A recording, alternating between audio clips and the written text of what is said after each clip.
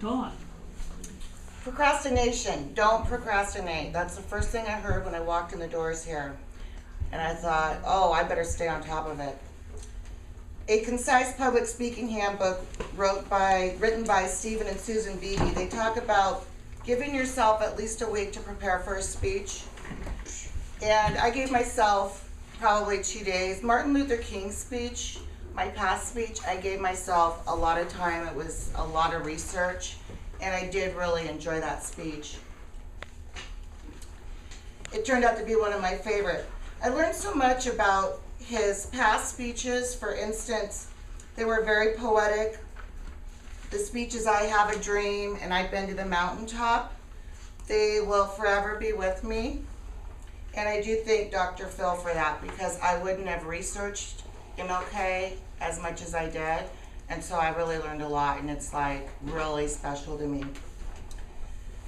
First of all, I'd like to say that I'm going to talk about my experience, strength, and hope. I also learned, by experience, I learned about extras in the book, A Speaker's Handbook. They say photographs can convey a great deal of information instantly and often in a dramatic fashion. And I used photos in 2 of my speeches. My first one was when I spoke about my son, and the second speech was MLK. And I just find that it becomes more personal, and it draws you in, draws the crowd in, and they have something else to do. My strengths, I've learned different strengths and weaknesses about myself. I really do know now how to do citations. When I heard we had to do APA form, I thought, oh my goodness, I don't know what that is. I haven't been to school forever. I was really nervous, but I found when we went to the library and the librarian was there, and they kind of went on the video and showed us, how to use ProQuest, and I got more comfortable with it. One thing I did find, though, for my citations, I use the public library and the library here at CPTC, and I prefer to use books for my research, and it's easier for me to do the APA form citations. My hope for you is that you don't take the easier, softer way. For example, don't miss out on the opportunity to speak in front of Toastmasters. You will grow from your experience, and live community speeches, you will learn a lot more about your community, as I did. And don't forget to save all of your assignments and material just like it's recommended in the book Portfolio Assessment by Trudy Baintet. They talked about a group of seniors in college, and they were asked to create this portfolio, and there's so much information and papers to keep track of. So it was just really important to throw everything into my binder right away. So I'll show you a little bit about how I created this. I looked at a lot of the different portfolios, and I saw the scrapbooking version, and I saw the business type version, and I've always wanted to do scrapbooking, so I had a lot of stuff at home. And I decided to take the time for that. It ended up taking a lot of time, a lot. Halfway through, I was like, I have probably 10 hours into this, and there was no going back. So I went ahead, and this is my first speech, and there's a picture of my son. That's one of my favorite pictures. And that was actually a really emotional speech. I talk a lot about alcoholism and drug addiction. And I actually talked about that at Toastmasters, my own experience. So that was my first speech. And I've got my rubrics here. And I'm such a perfectionist. I wanted everything perfect. And it was just, I don't recommend doing it this way. It takes a lot of time. Unless you're not so much of a perfectionist, then you can just put it on there. But they're just speech 2. In my rubrics, I separated everything. And interviews, I have interviews here. And past speech, MLK, he was one of my favorite. and the rubrics. Anyway, you can kind of see what I've done. It takes a lot of time.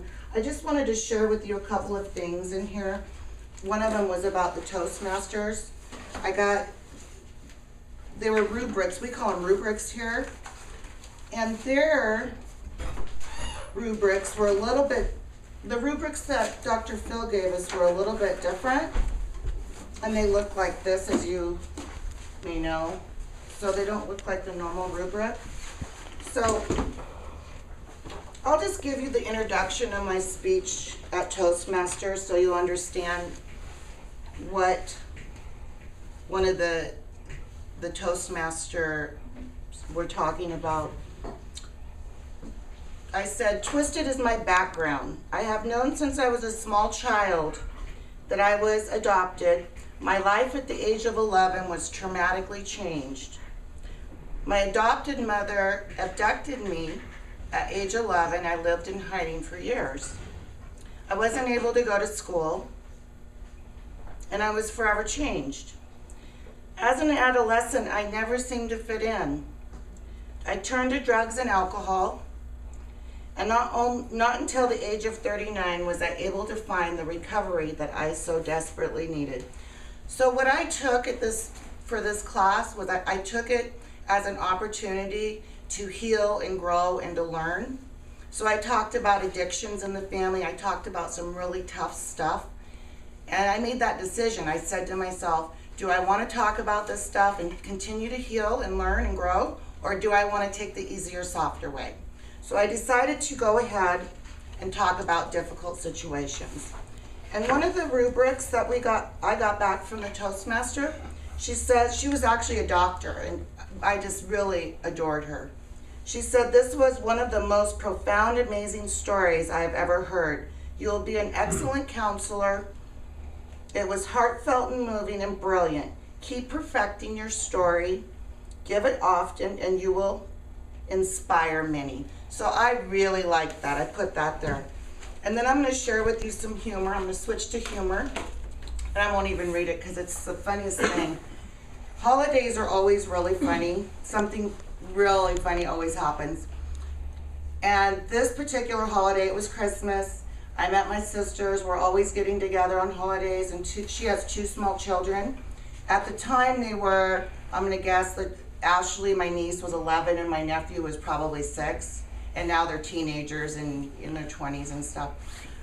So I decide I want to go to a girlfriend's house and exchange gifts for my sisters. And the kids wanted to come with me. They always want to like run around with me. And they knew my girlfriend too. So we went over there. On the way over there, my husband's driving. I'm in the front seat. The kids are in the back. I hear Ashley back there saying, "You're ugly. Everyone thinks you're ugly." And I hear Jordan kind of pouting, and you know, I hear him like almost crying. So I turn back and he was literally crying. And then he saw that I was looking at him, and he says to his sister, "Well, you're afraid of cows." And he goes, "Moo." It was just hilarious. So that, my husband and I crack up about that. And at the time when we started cracking up, my niece started crying then because the brother got the best of her. It was just so funny. So we'll always remember that. In conclusion, I will take what I have learned with me to my new profession as a chemical dependency counselor. And when I listen to a speech, I will probably critique it. I will think of the outlines, and when I give a speech or lead a group of people, I will be more confident. I will take with me, as a chemical dependency counselor, my experience, strength, and hope.